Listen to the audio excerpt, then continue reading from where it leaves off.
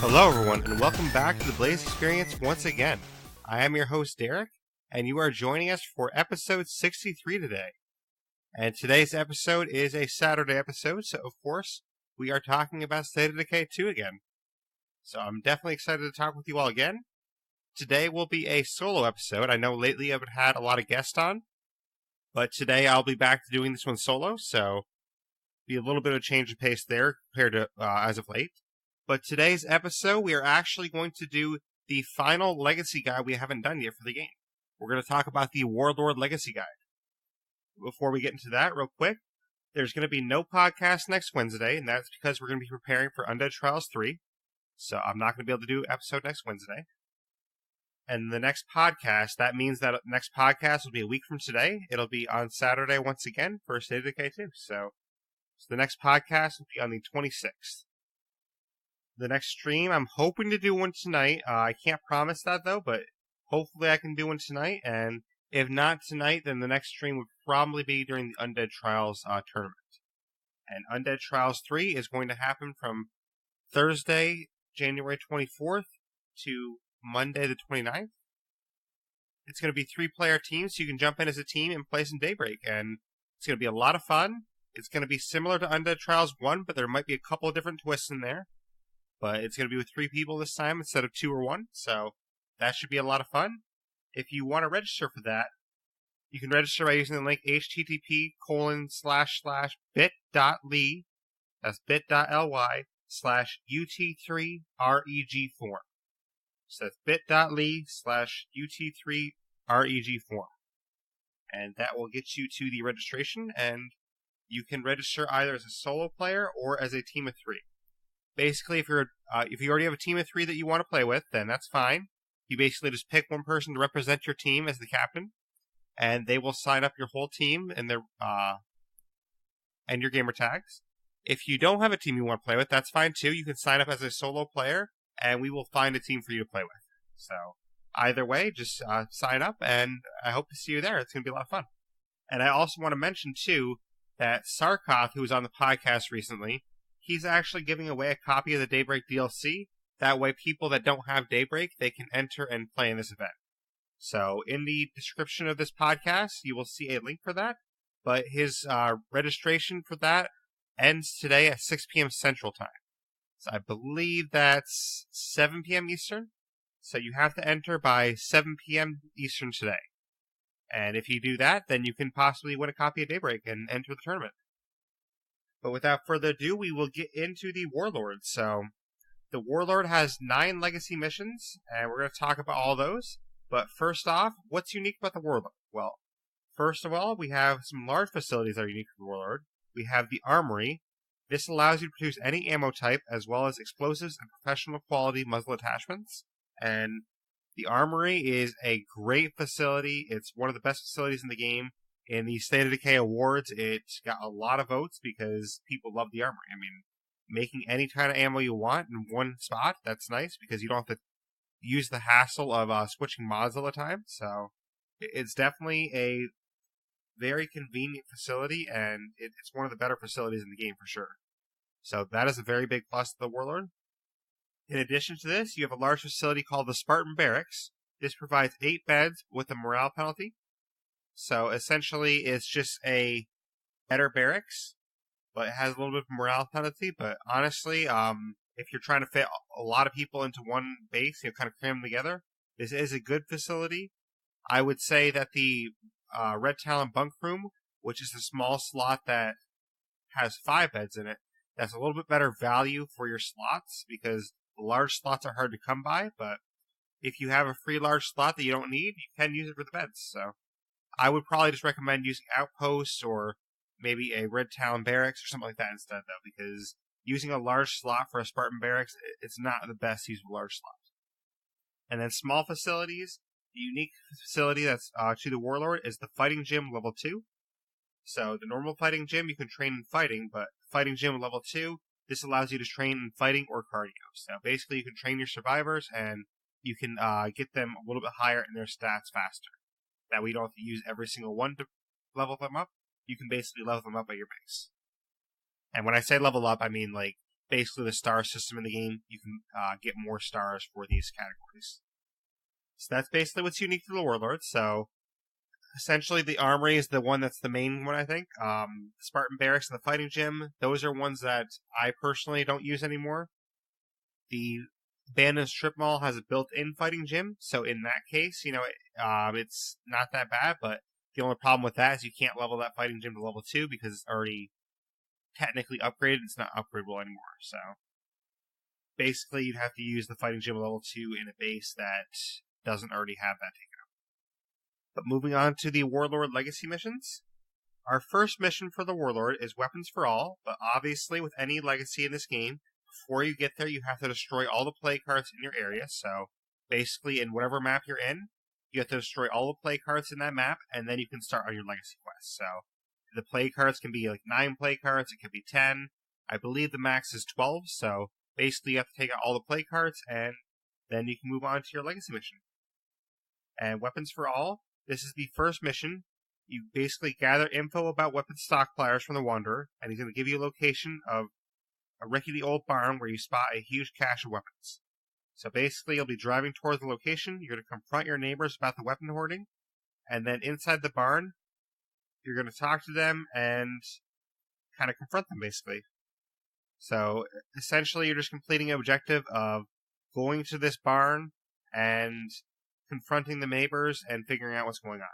So this is a pretty easy mission. It's just kind of I'd say setup mission where you're just finding out, whoa, I heard there's a stockpile of weapons here. So let me go check this out. And basically you're going to talk to these people and find out about their stockpile of weapons, and then you're taken off. So it's not that hard of a mission. It's just basically a mission that kind of sets up the storyline. So it's a good mission in terms of story. It's not that great in terms of gameplay mechanics-wise, because basically you're just driving over to a barn, talk to a couple people, and then get out of there. So it doesn't add that much that way, but in story sense, it does kind of add things to it. But next up, we have the second mission, which is called Turf War. And in this one, you have to speak to a wanderer about the bodies she discovered. And once you're done, you head to Spoon and Cone to investigate the bodies. And then you have to locate some survivors. You're basically going to follow a marker on your map that's going to have you confront a lady. But before you do this, you have to actually kill the zombies that are on the area. So you're just going to get the info that you need, and then try to have these humans join your community. So basically, these people that are there, you're going to try and have them join your community, and then you're going to have some new recruits. So you're going to actually have some extra people at your base, so you get some free recruits out of the mission. So if you're down on recruits, or you want to have more recruits, then this is a good way to do it, because you get basically free ones. And essentially that's it. So basically the gist of this mission is someone's telling you about bodies they discovered, and then you have to go over to their spot and recruit all of them. So again, story-wise, it's a nice setup, but gameplay-wise, it's not the best in the world, but it does have some cool elements where you're actually recruiting some more people, you're finding out more information about some dead bodies, and you're like, what's going on here? So both of these first two missions are kind of just set up like, hey, what's going on here? First these people have some stockpile weapons, next somebody's telling me about some dead bodies. This seems a little bit interesting, so it makes you want to actually explore the missions more, which is good. Mission number 3 in this quest line is called Notice of Eviction, and this objective begins after you kill a few zombies in the marked location. You're going to hear a radio transmission, and you're going to follow the marker on the northwest of the map. You're going to have to save some people from a zombie attack, and then add them as your follower. And then next you're going to go to another spot, which I believe was a field canker when I did it. And it's going to be on the northeast side. You have to kill the zombies and then talk to someone. And you're going to have two choices. You can basically either take this person and turn them hostile, or you can turn all the locals hostile by picking the second option. But both cases, you're going to have to kill this person. And the second choice, you're going to have to kill the members of the locals as well. So basically, one choice, you have to kill one person, and the other choice, you have to kill them all. So essentially, this mission is basically as if you're taking out a hit on someone. You're going to this spot, and you're taking, hey, and you're basically telling this person, hey, I heard you're not that great of a guy, I'm here to kill you, I'm here to take you out. And then basically you can take out his friends if you want to, but basically this entire mission is just I'm going to kill a few zombies, and then I'm going to go take out this hit on somebody. And it's kind of a fun mission, actually. It's been a while since I did this one, but I do remember going back to it, and it is actually a fun mission. So story-wise, again, really good story-wise. And gameplay or mechanics, I do like this mission for that, because it does offer a experience where you can actually fight some hostiles, and for some people in the game, this might be their first experience fighting hostiles, so this would be a nice experience for them. So once that mission is over, you're going to have a mission called Military Supremacy. And then basically when you finish the other mission, you're going to have to wait for a message from one of your community members, and they're going to tell you about securing an outpost. So you have to travel to the marked location, you have to clear out the zombies, and then you can basically claim this outpost. So this is a really short mission. You're basically just going there, clearing out zombies, taking this outpost, and then this is your new outpost.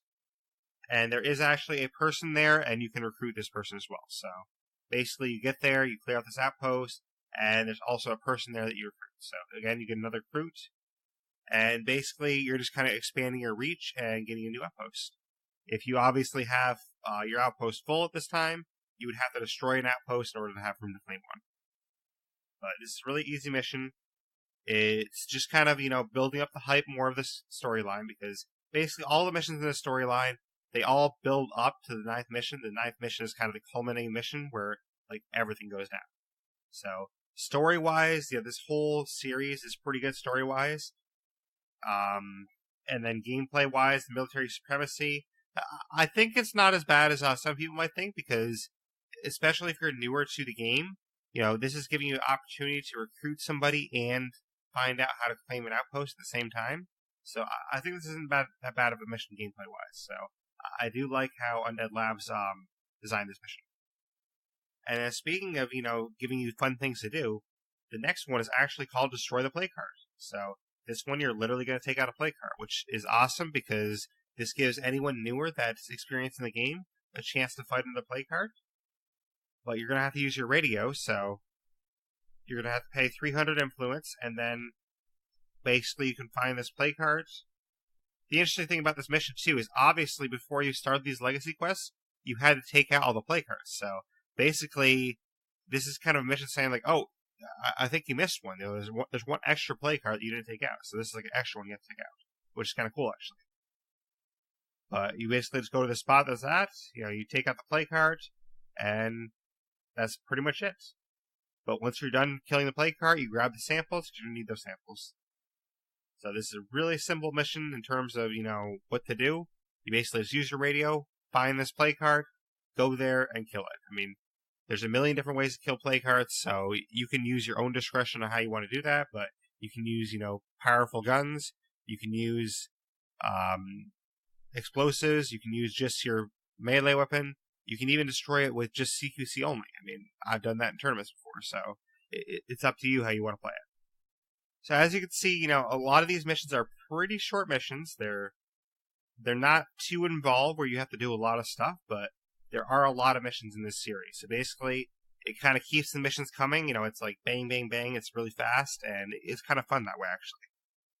So your next mission is a new beginning, and basically it's a pretty short mission where you're just going to have to go interact with the community, and the first people you meet, you're going to have to talk to them, let them know you killed the play card, and then after you do this, you're going to have to create a gym and upgrade it, and then kill a few zombies, and that's basically it. So this is just kind of like a smorgasbord sort of throwaway mission, it seems like. Honestly, this is probably if I was rating these missions, it's probably my lowest rated mission out of the ones that are here. It's not really much of a mission. It's basically just going to talk to them. I'll build this real quick. I'll kill a couple zombies real quick, and that's basically it. So you technically do a couple of different things in the mission, but it's a mission that doesn't really seem to have a lot of substance story-wise. So it does feel like it misses the mark a little bit on this mission. But then that's when we move to mission number 7, which is called the Informant. And you're going to have to go talk to a visitor, and they're going to be somewhere outside the gate.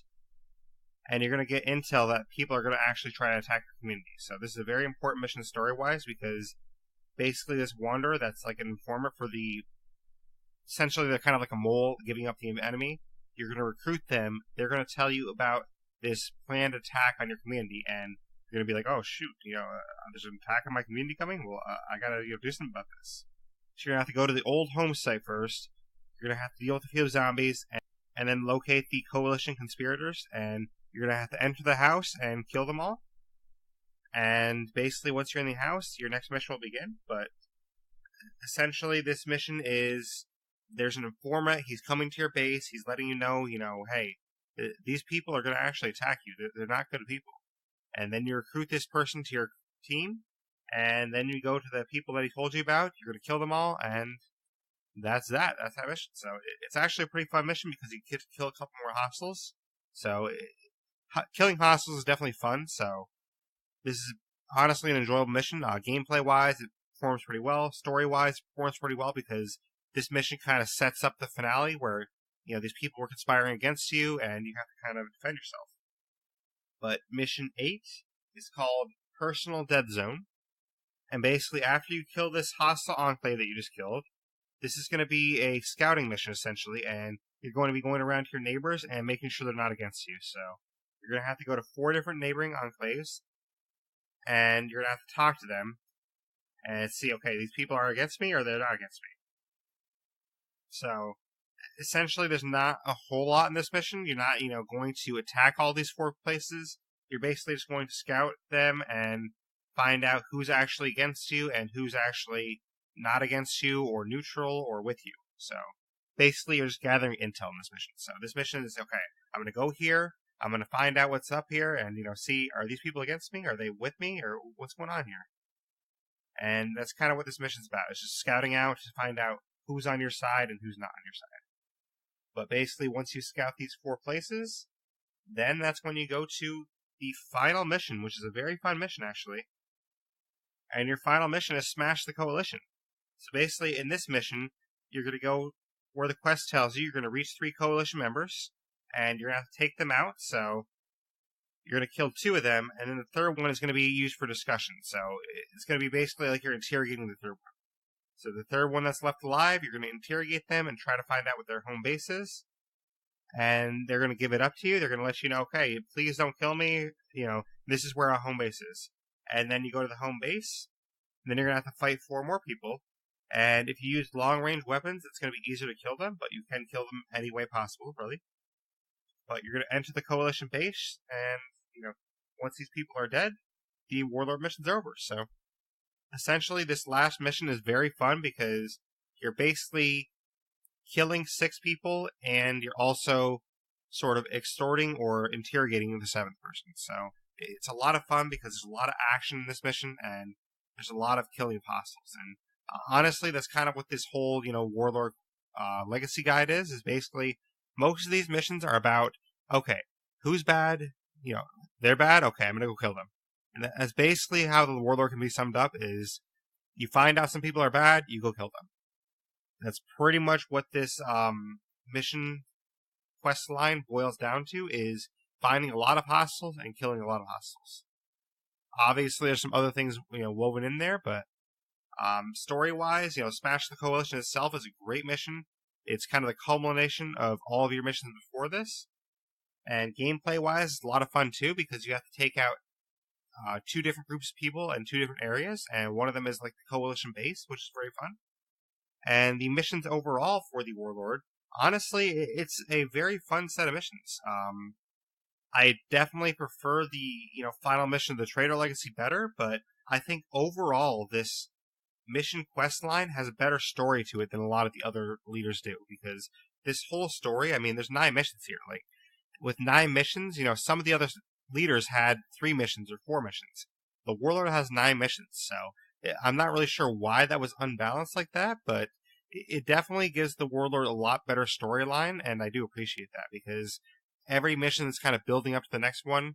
The only mission that doesn't really build on anything is A New Beginning. A New Beginning is kind of like this weird mission thrown in the middle. I'm not really sure why that mission's there, but basically, besides The New Beginning, I think most of these missions are a success, so that's 8 out of 9 I'm enjoying, and then one of them is like, why is this here? But it's not like A New Beginning is really a bad mission. It's just I don't really understand how it contributes to the story as much. But overall, Warlord is a great legacy to do, and if you haven't done it, I would definitely recommend doing it, because the gameplay is really good in most of the spots, and also the storyline is really good too.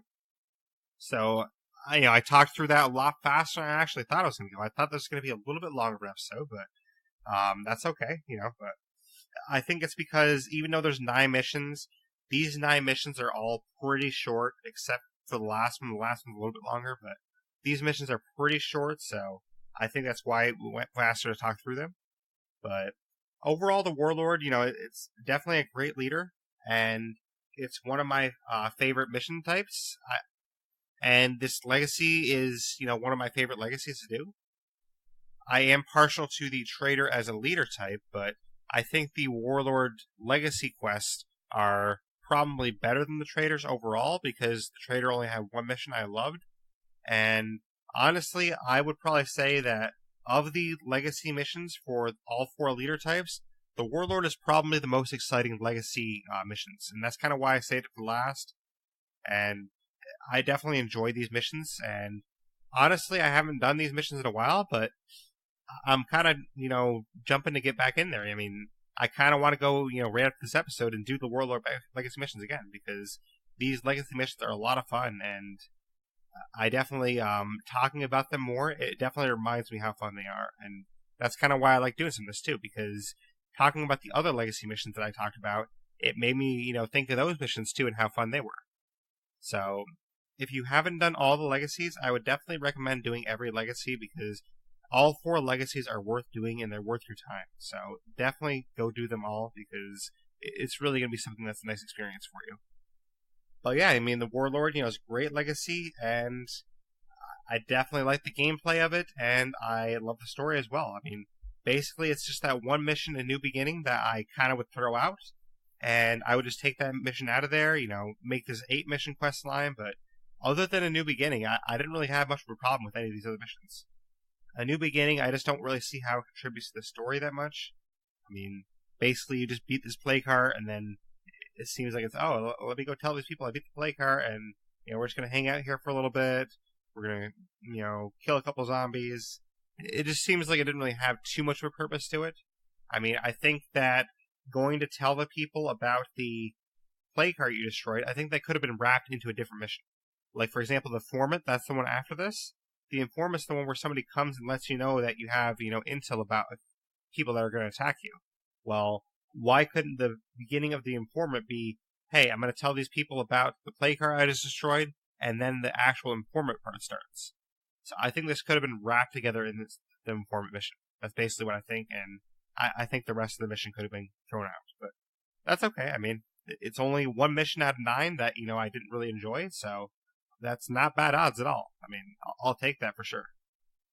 Undead Labs did a great job with these missions, and honestly, all the leader types did a great job with missions. I mean, the Trader, the Sheriff, the Warlord, those are all really great missions, and I really love those legacies. The Builder, I mean, kind of like Jeffrey was saying on the State of Decay awards show, it's basically, I think the Builder didn't really work as well for the missions, because it's really hard to create missions for a Builder.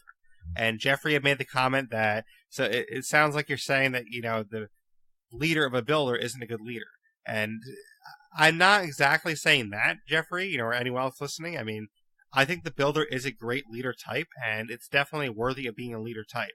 But I think the issue is that the Builder is just hard to make missions for. I mean, anyone out there listening, what are you going to do for a Builder mission? Like, a Builder mission would probably involve a lot of building, and that's kind of what you get in the Builder Legacy Guide. So I don't see too much else that Undead Labs could have done with that, but, like, for example, in the Warlord Legacy here, one of the missions is you have to claim an outpost, so I think something like claiming an outpost that's in this one, it could have been thrown into the Builder Legacy instead, but it's neither here or there, because, I mean, putting that one mission into the Builder Legacy, it wouldn't have really changed things from an overall perspective, so I'm not really sure what the answer is to make the Builder missions more fun, but hopefully, if there's a State of Decay 3 at some point, hopefully they have some unique missions for the Builder that make it feel a little bit more fun, if the Builder is still there. I mean, who knows if there even is going to be a Builder. Maybe in State of Decay 3, there's going to be no Builder at all, so we'll see what happens, but